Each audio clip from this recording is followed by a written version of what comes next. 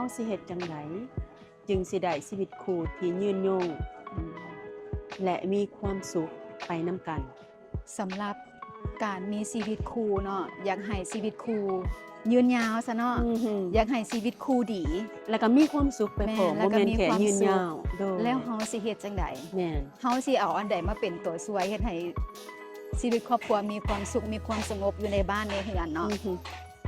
คือเอื้อยเองนี่เอาธรรมะเข้ามาช่วยเลยถือว่าโชคดีได้โชคดีที่ได้เข้าฝึกได้เข้าปฏิบัติธรรมเนาะได้เรียนรู้เรื่องชีวิตเนาะธรรมะคือหยังหลายๆคนก็คือสิฮู้กันเนาะว่าธรรมะนี่คือธรรมชาติธรรมะคือความจริงธรรมะคือความถูกต้องให้เฮามาฮู้ตนเองว่าเฮานี่เป็นธรรมชาติแล้วก็ครอบครัวเฮาเองสามีลูกผัวภรรยาก็เป็นธรรมชาติคือกันธรรมชาติของแต่ละคนบ่คือกันให้เข้าใจเลยเนาะว่าธรรมชาติของแต่ละคนบ่คือกันฉะนั้นการเฮาจะเอาธรรมะมาใส่กับชีวิตคู่คือให้เราเห็นความจริงว่าชีวิตคู่ของเฮาเป็นคนแบบนี้เนาะเพิ่นมีนิสัยแบบนี้เนาะเฮาเองเด้มีนิสัยแบบนี้เนาะเฮาเป็นคนแบบนี้แล้วเฮาสิพัฒนาตัวเองแนวใดสิเปลี่ยนแปลงแก้ไขตัวเองแนวใดแล้วเขาเด้สิเปลี่ยนแปลงปรับปรุงแก้ไขตัวเองแนวใดเพื่อสิให้ชีวิตของเฮาหั่นมันอยู่ไปด้วยกันไปดนๆแบบนั้นเนาะก็คือเอาธรรมะข้อที่สำคัญก็คือการมีเมตตาต่อกัน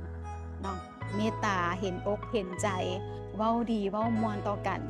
เพราะว่าแน่นอนชีวิตคู่นะถ้ามันมีคำเว้าแห้งๆใส่กันนะแน่นอนมันก็ต้องเฮ็ดให้ความรักมันเริ่มจางคายและเริ่มหลุดหลงมันก็เกิดความบ่พอใจใส่กันแล้วเนาะมันก็สิสะสมมาแหละคล้ายๆมันสิสะสมเข้าจนกระทั่งแบบชีวิตมีแต่ปัญหามีแต่เรื่องมันก็จนเชียดให้เฮาต้องได้จบกันไปถ้าบ่มีความเมตตานี่มันจะยากในการใช้ชีวิตคู่ร่วมกันเนาะแล้วก็การปล่อยวางนี่เป็นเรื่องที่สำคัญเลยเพราะว่าอย่างบางครั้งมันอาจจะบ่ได้ใจในเฮาทุกสิ่งทุกอย่างแม้แต่เฮาเองน่ะเฮายังเปลี่ยนแปลงอยู่ตลอดเวลาแม่นบ่อารมณ์เฮาก็ยังเปลี่ยนมื้อนึงอารมณ์เฮาเปลี่ยนได้หลายๆแบบเนาะมีทั้งโศกมีทั้งเศร้ามีทั้งดีใจมีทั้งสุขมีทั้งทุกข์แล้วเขาเด้เขาก็ต้องเปลี่ยนแปลงไปคือกันและเฮาสิให้เขามาเป็นคือแบบเฮาต้องการน่ะมันเปลี่ยนไปบ่ได้นี่แหละเฮาจริงมาเห็นว่าเขาก็เป็นธรรมชาติเขาก็เป็นธรรมชาติฉะนั้นเมื่อเวลาเจอปัญหา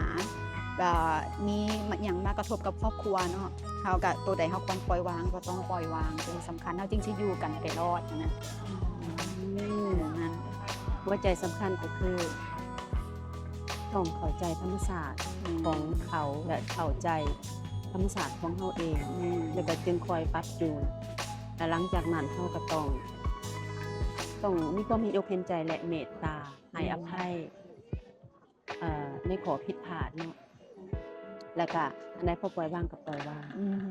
ก็แม่ก็รู้สึกว่ามันก็เป็นอันเกี่ยวกับโปรเจกต์เวียกใหญ่เลยเนาะ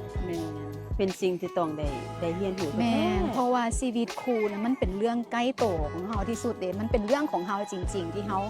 แต่ละมื้อแต่ละวันที่เฮาอยู่นำกันเกือบหาแม่นว่าเฮ็ดหน้าที่เนาะหรือว่าเฮ็ดธุรกิจร่วมกันมันก็แน่นอนต้องอยู่เกือบ24ชั่วโมงแม่นบ่บางคนอาจจะแยกกันไปทำหน้าที่ฮอดโมงมาก็กลับบ้านอาจจะอยู่นำกันได้แค่ครึ่งมื้อบ่สินะ12ชั่วโมงบ่แต่เฮาก็ใช้ชีวิตอยู่ร่วมกันเกือบทุกวันอยู่แล้วเนาะแน่นอนแหละมันอาจจะมีสิ่งที่มากระทบ